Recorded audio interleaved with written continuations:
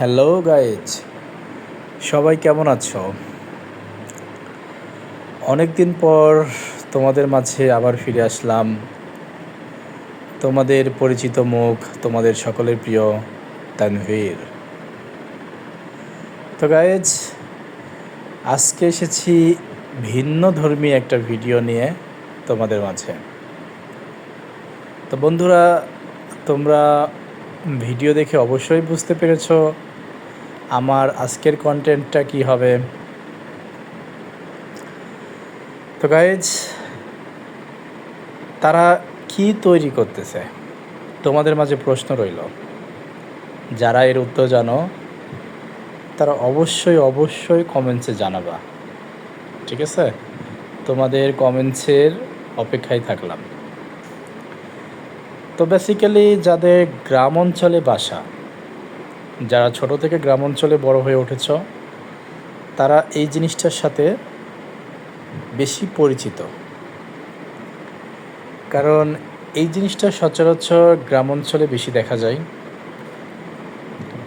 হ্যাঁ, তারপরেও অনেকে এটার নাম জানো। তো এটার নাম কি আসলে সেটা অবশ্যই আমাকে জানাও, ঠিক আছে? আর দেখতেই পাচ্ছ তারা কত কষ্ট করে জিনিসটা তৈরি করতেছে, কত মনোযোগ সহকারে জিনিসটা তৈরি করতেছে। এখানে তারা বিভিন্ন ক্যালকুলেশন ব্যবহার করেছে, বিভিন্ন জ্যামিতিক অ্যাঙ্গেল ব্যবহার করেছে, বিভিন্ন ম্যাথ অ্যাপ্লাই করেছে। হ্যাঁ, তো তারা প্রত্যেকটা পার্ট টু পার্ট খুব মনোযোগ সহকারে তৈরি করতেছে, যাতে আঁকা বাঁকা বা খারাপ না হয়। তো আমি মনে করি যে এটা একটা গুণ, তাদের একটা গুণ। তো তাদেরও একটা নাম আছে, গ্রামের ভাষায় তাদেরকে কী বলা হয়? মিস্ত্রি। হ্যাঁ, এদেরকে বলা হয় ঘর মিস্ত্রি। তারা অনেক সুন্দর করে, অনেক যত্ন সহকারে ঘর তৈরি করে।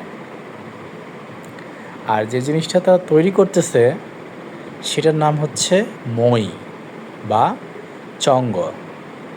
তো এটি কী কাজে ব্যবহার করে সেটা তো গায়ে সবাই জানো, নতুন করে কিছু বলার নেই। হ্যাঁ, তো এই জিনিসটা অনেক কাজেই ব্যবহার করা হয়। তো এই জিনিসটা তারা অনেক মনোযোগ সহকারে তৈরি করতেছে। তো গাইজ, তোমরা শেষ পর্যন্ত দেখো। শুধু দেখলে হবে না, বেশি বেশি কমেন্টস করো। আর যেহেতু আমি চ্যানেলে নতুন, সুতরাং আমাকে বেশি বেশি সাপোর্ট করো। সাপোর্ট মানে তো অবশ্যই বুঝছো, লাইক, কমেন্টস, সাবস্ক্রাইব। যদি আমাকে সাবস্ক্রাইব করো, আমি অবশ্যই তোমাকে সাবস্ক্রাইব করব। আমার পাশে থাকলে তোমার পাশে আমি থাকবো। So guys,